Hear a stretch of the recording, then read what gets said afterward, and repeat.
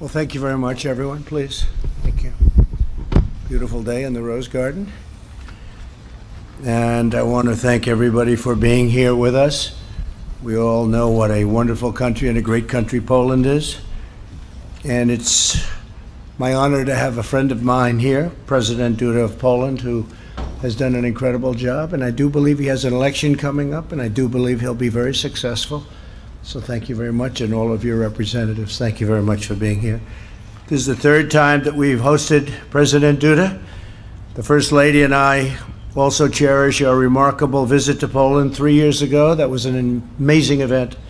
We had an event because it was a speech, and a lot of people watched that speech, but it was a very historic moment and an important moment for our two countries. The American and Polish people enjoy one of the world's oldest, strongest, and most enduring friendships. Polish patriots battled by our side to secure American independence. American and Polish warriors fought and died together to defeat the Nazis. In World War II, the United States stood shoulder to shoulder with Poland in its courageous struggle against communist oppression. Our bond has been forged in battle, sealed in blood, and strengthened by our shared cultural values. The United States and Poland are united by our firm conviction that Western civilization has advanced, really, and very much advanced. I think I have to add the cause of human progress beyond measure, and that it must be strongly defended and will at all times be strongly defended, and we will defend it together. In our meeting today, President Duda and I reaffirmed the vital alliance between our nations. Last year, we signed 2 joint declarations to increase our security collaboration, and we look forward to signing a defense cooperation agreement. Poland recently purchased 32 brand new state-of-the-art F-35 fighter jets, the best in the world, and Poland is one of only 8 NATO members. The others, some of them haven't done so well in terms of what they're supposed to be paying to NATO. I tell them all the time, and we've gotten them up a lot, but not enough. But Poland is one of only 8 that is current with the money that they are supposed to be paying. That's the 2%. 2% is a very low number, but we have a large number of countries that haven't paid.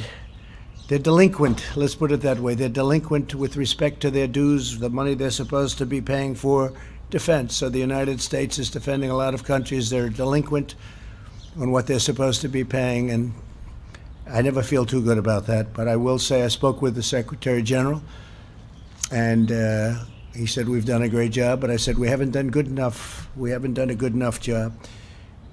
We have secured, though, over $400 billion in new pledged defense spending from NATO members, which is something that no other administration has come even close to. I would say they're off by many, many hundreds of billions of dollars, something the newspaper doesn't like writing about, that the media doesn't like talking about. But we will be only satisfied when all members are paying their fair share. Again, only 8 members plus the United States is paying what is considered a fair share. I also applaud Poland and the Polish people for its devotion to safeguarding their country's borders, very strong borders. And I just left our border, by the way. The wall is moving along rapidly, and our border is about as strong as it's ever been, our southern border. Last year, we were able to add Poland to the visa waiver program, and they wanted that very badly, and we gave it to them because they really deserve it. It's a testament to Poland's vigilant efforts to uphold the rule of law. The United States and Poland have recently signed several long-term contracts for U.S. liquefied natural gas. They're a big purchaser of our energy to enhance Poland's energy security. And we're working to conclude an agreement that would facilitate Poland's development of nuclear energy plants throughout the purchase. They're going to be purchasing with one of our very big, very good companies, technology to do civilian nuclear energy. I want to congratulate Poland for its leadership in the 3 Seas initiative, a crucial energy partnership that will provide a reliable source of energy for Eastern Europe, and it will be free from the threat of foreign extortion. Poland understands foreign extortion very well. The 3 C's initiative relies on fairness, transparency, and mutual benefit. Our nations have also collaborated on protecting our critical infrastructure and technology. That's why we've signed a 5G joint declaration, and Poland is leading the way in Europe by using trusted providers and provider equipment and supply chains for its 5G network, and we're working along with them, and they're using our companies. The United States and Poland cooperate across the truly wide range of fronts that we're both very much involved in. Here today is the head of a Polish medical team, very advanced team, very brilliant team, fighting the coronavirus alongside of American doctors, Captain Shevera. Captain, thank you very much for being here, Captain. And we're making great progress. I hear we're making great progress and we're working together, but we are making great progress on therapeutics and vaccines. Thank you very much. Appreciate you being here. The American and Polish people have been true friends and trusted partners for almost 250 years. We're forever united by our shared belief in family, faith, law, liberty, democracy, and justice. As the old Polish motto goes, we will stand together in the name of God for our freedom and for yours. President Duda, let me express once again our gratitude for your visit and friendship. We have had a very, very special relationship. Our alliance is powerful and a very powerful testament to what free people can achieve together. And I believe that the greatness of our relationship lies ahead. Thank you very much. President, please. Thank you. Thank you very much, Mr. President. Szanowni Państwo. Ladies and gentlemen, first and foremost, I would like to thank very warmly to President Donald Trump, to the President of the United States of America. Thank you very much for inviting me here to Washington, to the White House, to take part in this very important meeting to us. This meeting is important for many reasons. To me, as President of the Republic of Poland, this meeting is important because Poland is the first country after the coronavirus pandemic which has been invited to the meeting in the White House to discuss the most important matters concerning the future, concerning how the relations will look between the United States and Poland in terms of economy, what those relations will be like in the military sphere, and what those relations will be like in the sphere of health protection, all those elements which are of key importance today. A very big part of our discussions today with Mr. President and our collaborators were dedicated to the coronavirus, to what the situation looks like in Europe and on the global stage as concerns fight against the coronavirus, also in the United States. But first and foremost, we're also thinking about what measures to take in the future. But first and foremost, thank you so much, Mr. President, for your declaration that we are going to cooperate, that also our scientists are going to cooperate and collaborate on conducting research concerning the vaccine and therapy drug against coronavirus, everything that will be conducive to fighting the coronavirus. So I do believe that thanks to this collaboration, those therapeutical medicines will be available also for Poles, for my compatriots, as soon as possible. Thank you so much, President, for that, because all of us know very well how high level of medical research is in the United States. And this declaration and the will of cooperation on part of the United States, on part of the President of the United States, is of crucial importance to us. So thank you very much for that. But ladies and gentlemen, we also discussed the cooperation in the sphere of economy and military. Let me first mention our economic cooperation. As the President has just mentioned, we are developing it both in the sphere of energy, in building energy security. Today we can say that the United States is cooperating in the sphere of creating energy security, not only the energy security of Poland, but also the energy security of Central Europe. The President has just mentioned the 3 C's initiative. Yes, all the investments that are being carried out in Poland today, the extension of the capacity of LNG terminal in Świnoujście, we're increasing its capacity by 2.5 billion cubic meters. We also plan to construct another LNG terminal in the port of Gdańsk. All of that is conducive to being able to receive LNG gas and provide its deliveries not only across Poland, but also for the countries of Central Europe. The vast majority of those countries of Central Europe are still dependent on Russia, and creating a true alternative, in other words, diversification of supplies, is of key importance for their security. Thank you, Mr. President, for this cooperation. I do believe that we're going to further develop it. Today, we have got those supplies guaranteed until 2023, by the end of 2023, but I know that we are also going to enter into further contracts in this respect. Even more so that, for sure, our demand is going to increase. But, ladies and gentlemen, we also discussed conventional energy and nuclear energy cooperation. In the nearest future, an agreement will be signed between the governments of the United States of America and the Republic of Poland. And thanks to this agreement, we'll be able to start designing the large design of introducing conventional nuclear energy for the production of electricity in Poland. The entities which will participate in this project have already been selected, and the agreements are very advanced. On the Polish side, we have got Minister Piotr Naimski, who is in charge of those negotiations right now. An appropriate intergovernmental agreement is about to be concluded, finalized. We can expect that to happen in the near future. But, ladies and gentlemen, I also want to mention the contribution of the United States into the Three Seas Initiative, and first and foremost, the financial contribution to the fund of the Three Seas Initiative. Mr. President got interested in that fund some time ago. This is an element, a vehicle, which enables the development of this cooperation. Thank you, Mr. President, for your activity, and thank you for appreciating this cooperation, which takes place in Central Europe within the framework of the European Union. And the goal of this cooperation is to develop, to extend the infrastructure. Thank you for noticing the possibility of developing cooperation in the transatlantic zone between the countries of the European Union and the United States. And of course, from my point of view, this cooperation with Poland is extremely important to me, but also in the economic sphere. We're speaking about increasing military cooperation between Poland and the United States. It is also of primary importance. I have no doubts whatsoever that this cooperation will lead to the strengthening of security of the European Union, strengthening the security of the eastern flank of NATO, but also, and perhaps first and foremost, from my perspective, it will strengthen the security of Poland. And it will also lend additional financial credibility to Poland, investment credibility on part of American investors. 1 month ago, a global company, Microsoft, announced that they're going to invest $1 billion in Poland to establish a state-of-the-art data center. And today, officially, Google company published the information that is also going to invest in the Center of Modern Technologies in Poland, including IT technologies.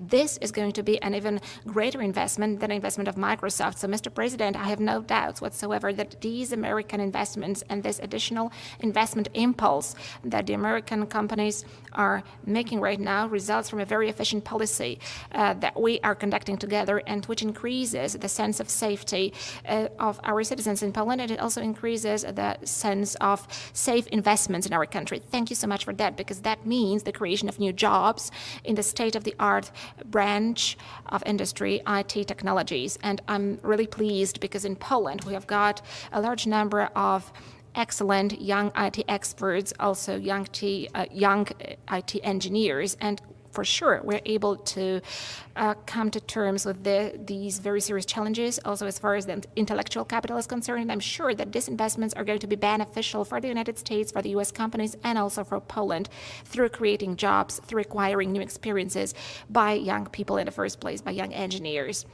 I'm also glad, Mr. President, because, as we said before, the agreements that we entered into concerning increased U.S. military presence in Poland, the agreements we signed last year, according to the first one, the U.S. forces are going to be increased by 1,000 troops in our country, and another agreement stipulated concrete locations in which U.S. soldiers will be stationed in Poland on a rotational basis, but also it's going to be heel-to-toe rotation. Today, we are entering another stage.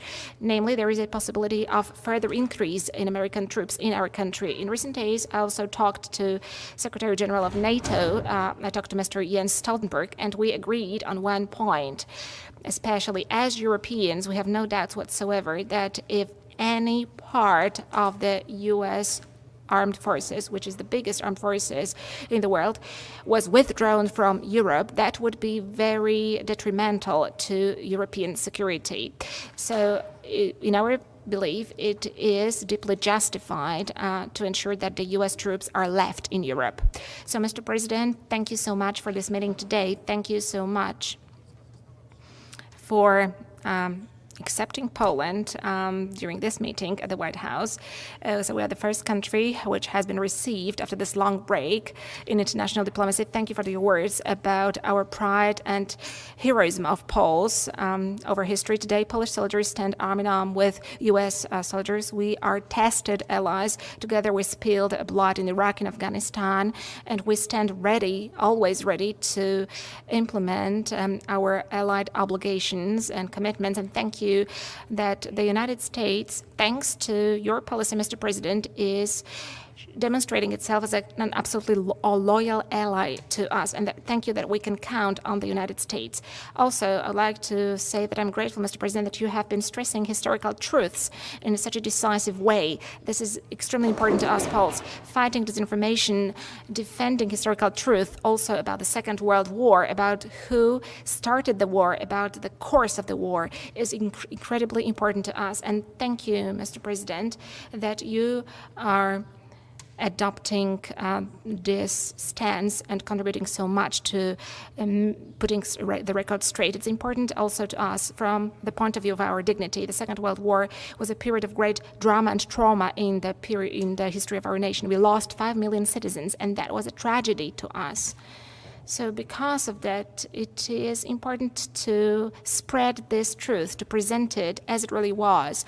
But it's also important to speak about the heroism of Poles, wherever they were fighting, wherever they were spilling their blood, arm in arm with their allies at Monte Cassino, at Tobruk, and at other places all over the world, both on the Eastern Front and on the Western Front. All of that, saying that, is extremely important. So I'm happy that today we can anchor our security in the United States. I'm glad that we have got this excellent economic cooperation. So, Mr. President, I have no doubt whatsoever that the coronavirus pandemic will pass, and we will be going together towards the development of our countries, towards the development of our societies, towards the building of a better, more prosperous future, both for the United States, for Poland, and for Europe. Thank you so much.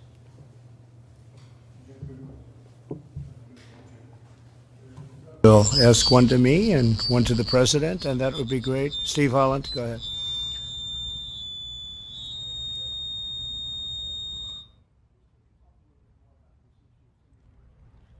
Poland, would you send them from Germany, and what sort of signal would that send to Russia? And for President Duda, how do you feel about this, taking some troops out of Germany to go to Poland, and what signal does that send to Russia? Thank you. Well, just to start, as you know, Poland is, as I've said many times, Poland is one of the few countries that are fulfilling their obligations under NATO, in particular their monetary obligations, and they asked us if we would send some additional troops. They're going to pay for that. They'll be paying for the sending of additional troops, and we'll probably be moving them from Germany to Poland. We're going to be reducing Germany very substantially down to about 25,000 troops. We actually had 52,000, but we'll be moving it down to about 25,000. Germany's paying a very small fraction of what they're supposed to be paying. They should be paying 2%, and they're paying a little bit more than 1%, depending on how you calculate. You could also calculate that they're paying less than 1%, but if you assume they're paying 1%, that's a tremendous delinquency. Let's use that word, delinquency. So we're going to be reducing our forces in Germany. Some will be coming home, and some will be going to other places, but Poland would be one of those other places in Europe. Send to Russia by doing this? I think it sends a very strong signal to Russia, but I think a stronger signal sent to Russia is the fact that Germany is paying Russia billions of dollars to purchase energy from Russia and through the pipeline. And I'm saying, what's that all about? You're spending billions of dollars to Russia, then we're supposed to defend you from Russia. So I think it's a very bad. I think the people of Germany are very unhappy about it. I have many friends from Germany, and the people in Germany are very unhappy about it. They don't like it, but that's what they chose to do. So they're spending billions of dollars to buy Russian energy, and then we're supposed to defend them from Russia. So that doesn't work too well. But Poland has been very, very terrific. In fact, I don't believe Poland is actually accepting any of the energy from the pipeline from Russia. So that sends a signal right there. With all of that being said, we expect to get along with Russia. We expect to get along with everybody. But Germany has, they really owe a lot of money in NATO, and this has been going on for many years. When you add it all up, you're probably getting close to $1 trillion. And that's not treating NATO fairly, but it really isn't treating the United States fairly. You know, the United States is the major participant in NATO. We pay more than anybody else by far, have for many, many years. So we defend Europe, but Europe also takes tremendous advantage of the United States on trade. Advantage like you wouldn't believe. So we're trying to work that out, and I would imagine they'd like to wait till after the election so that maybe they could deal with somebody other than President Trump. But after the election, they'll just have to pay more. But that's the way it is, okay? Thank you very much, please. Szanowny Sir, first of all,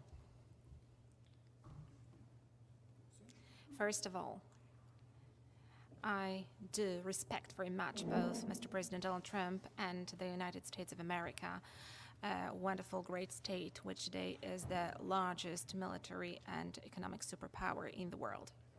And I wouldn't dare say to the President of the United States of America where he should send his soldiers, because this is the decision which is always taken by the United States. This is a very responsible decision. However, I do not deny that I requested, Mr. President, that he would not withdraw U.S. forces from Europe, because the security of Europe is very important to me. From Europe as such, I'm talking about the United Europe, for which the American presence since the end of the Second World War is a huge security guarantee. However, if I'm asked by anybody if I am ready that Poland receives more U.S. troops in our country, of course I am ready. In 2014, Russia attacked Ukraine. It annexed Crimea. It occupies Lugansk and Donetsk. Before that, it had attacked Georgia. 2014 was a year of huge fears in the Baltic states, and very big ones, very considerable ones among the Polish society. Today, the presence of NATO troops and first and foremost of U.S. troops in Poland demonstrates that Article 5 of the North Atlantic Treaty is treated seriously. And it shows that if anyone wanted to attack Poland, it won't be a soft landing for that entity, that won't pay off for such an aggressor, because the strongest army of the world is present, and they would help Polish soldiers to defend our borders if such a case arises. 100 years ago, we repelled Russians from Warsaw. In a great battle in 1920, we defeated the Soviet army Bolsheviks, and we drew them back to the east. That was a great victory, but we managed to stop them only very near to Warsaw, at the outskirts of our capital city. We would never want to see the situation repeated again. That is why the Allied presence is crucially important to us today, and it is a very important security guarantee to us. So I'm very pleased that both within NATO as well as in the United States, and today the President of the United States understands the history of Europe, and he understands the realities in Europe, and that he also understands the situation as it is developing in Europe.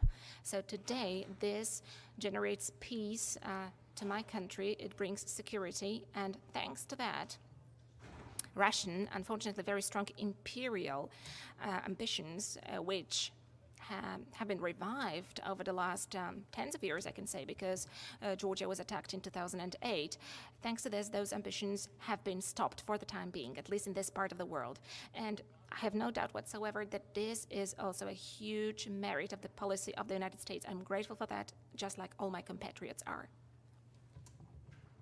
I want to add 2014, which the president was talking of. That was a year where Russia had a good time with the United States. To the best of my knowledge, President Obama and Sleepy Joe Biden, they were in power. They were the ones that were doing it. This was before us. Hasn't happened with us, and it won't happen with us either. Please, go ahead. Pan redaktor Marcin Wrona, bardzo. Marcin Wrona. President, you had to cancel your last trip, your last visit to Poland because of the hurricane. Are you planning a new visit to Poland in the near future? And the second question is on COVID. Is there a chance for Poland to participate in the development and early access, both to the vaccine and to the therapeutics? Panie prezydencie, czy jest szansa na to, że podczas tej współpracy Mr. President, is there a chance that during this cooperation with the United States we'll get fast access both to the vaccine as well as to concrete drugs against coronavirus? And we'd like to do it again as soon as we can. We have an election happening in this country, as you probably have heard, and so I probably won't be able to do it until after the election, but assuming things go well, the answer is a very definite yes, actually. As far as the joining with us on the vaccines and therapeutics, by the way, because the therapeutics to me, if you gave me a choice right now, probably therapeutically, maybe I'd like that even better, but we're working very well on both. I think we're coming up with some great answers. I think you're going to have a big surprise, a beautiful surprise, sooner than anybody would think. But the answer is yes, we will be getting Poland involved, both in terms of helping, but also in terms of taking care of the Polish people once we have the vaccine. But I think we're going to have it very soon. Okay? Thank you. Panie redaktorze, Sir, we got involved as a state in the cooperation and also in supporting allies, be it in a symbolic dimension of the United States in the fight against coronavirus. That is why we have here with us today a captain, medical doctor, from Poland. I want to say, yes, of course, I'm working on this obvious assumption that by taking part in the research and also by being, in a certain sense, co-creators of the vaccines and therapeutics, Poles will be able to count on these vaccines and therapeutics to be available for the Poles as soon as possible. So speaking openly, this is also the intention I have in my cooperation with the United States of America to make sure that these vaccines are available to Poles and to other nations wherever they will be applied as soon as possible. Okay. Thank you very much. John, please. This afternoon, the bill on reform in the Senate failed to move forward. It may still see the light of day at some point, but at the moment it's stalled in the Senate. As well, you have an executive order that is coming out later on this week regarding monuments and what to do about people who deface or damage these monuments. Could you tell us what you're planning to do in the executive order and your reaction to what happened in the Senate? Well, the Senate Republicans want very much to pass a bill on police reform. We have total cooperation with many different communities, including the police community. They want it very much to happen themselves because there are things that they agree to that they would like to agree to, and they would love to have it agreed to formally. The Democrats don't want to do it because they want to weaken our police. They want to take away immunity. They want to do other things that you know about as well as anybody in this beautiful field that we sit. They want to take away a lot of the strength from our police and from law enforcement generally, and we can't live with that. We can't live with that. This is a great bill, strongly endorsed by, as you know, Tim Scott, who's terrific, who is a terrific man, great senator, South Carolina, and Mitch wants it to happen. I would like to see it happen, but we won't sacrifice. We won't do that. We won't do anything that's going to hurt our police. The police, you know, we have a record this year on crime, a record positive rating on crime this year, the best. And you hear about certain places like Chicago, and you hear about what's going on in Detroit and other cities, all Democrat run. Every one of them's Democrat run. 20 out of 20, 20 worst, the 20 most dangerous are Democrat run. We have one city or two cities in particular, worse than Honduras, worse than Afghanistan. And these are cities within the United States, Democrat run, radical left run. You see what's going on in Seattle, you see what's going on in other places. Seattle of all places, who would even think that's possible? 20 out of 20. The Democrats want to weaken very substantially our law enforcement and our police. And frankly, they want to defund largely, at least largely. There are some that want to defund and abolish our police, if you can believe that. And we're not letting that happen. So if nothing happens with it, it's one of those things. We have different philosophies. They want open borders. They want sanctuary cities. We don't. As far as your second question, I think that we're going to have a very strong executive order, but we already have very strong. We have the Monuments Act already. which means 10 years in jail. But I think we're going to consolidate various things. We're going to come out with a very strong executive order, and I should have that by the end of the week, which is fast approaching. We're going to have it a very powerful statement. We've arrested numerous people, as you know, for what took place outside of Washington. In addition, the FBI is investigating hundreds of people throughout the country for what they've done to monuments, statues, and even buildings. So we have very strong laws already on the books. I mean, we have a law that's 10 years. It's 10 years. That's a long time to have fun one night. I think many of the people that are knocking down these statues don't even have any idea what the statue is, what it means, who it is. When they knock down Grant, when they want to knock down Grant. But when they look at certain, now they're looking at Jesus Christ. They're looking at George Washington. They're looking at Abraham Lincoln, Thomas Jefferson. Not going to happen. Not going to happen. Not as long as I'm here. As far as Democrats are concerned, I think they could care less whether or not it happens. And I think the American people get it. So we're going to have a very strong executive order, and it'll happen very quickly before the end of the week.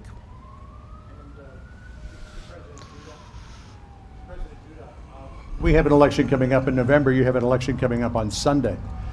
Some of your critics, who are politicians here in the United States, have criticized this visit to the White House, saying it is tantamount to election interference because it shows a very close relationship between the United States and Poland at a time when you really need it. What do you say to those critics? And Mr. President, feel free to weigh in if you want to.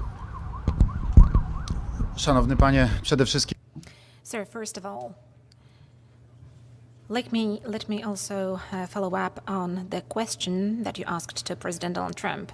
I would like to thank you, Mr. President, because, among others, not a long time ago, the monument to General Tadeusz Kościuszko was devastated. That was the national hero of Poland, but also the national hero of the United States, who was fighting for the independence of the United States. He had great merits. He was also the commander of a Polish uprising, where he was fighting for the independence of Poland. He suffered heavy wounds in Poland, fighting for the independence of our country, and for completely incomprehensible reasons to us, that monument was devastated recently. And thank you so much that it has been renewed so fast, and that made it possible for me to lay flowers at that monument and pay tribute to that great soldier and a great commander. Thank you for that. That was outrageous for a big number of Polish people back in Poland, all of them probably, and for many Polish people living here also in the United States. Polish organizations here in the United States asked me and told me that they would renew that monument. I know that it has already been renewed by the United States. No assistance was needed, so I'm very grateful for that here the monument to Tadeusz Kościuszko stands near the White House, and he looks as he should look, which he has deserved for the merits he laid for the United States and for Poland. So thank you very much for that, Mr. President. And answering to your question, 2 months ago, at the very beginning of the pandemic of coronavirus, we had a lengthy conversation with President Donald Trump. The pandemic disrupted the plans of our cooperation, which we had. And back then,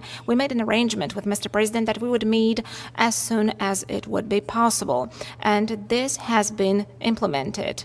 And the fact that this arrangement has been put into force is demonstrated by the visit today. I'm very grateful to Mr. President for inviting me here today.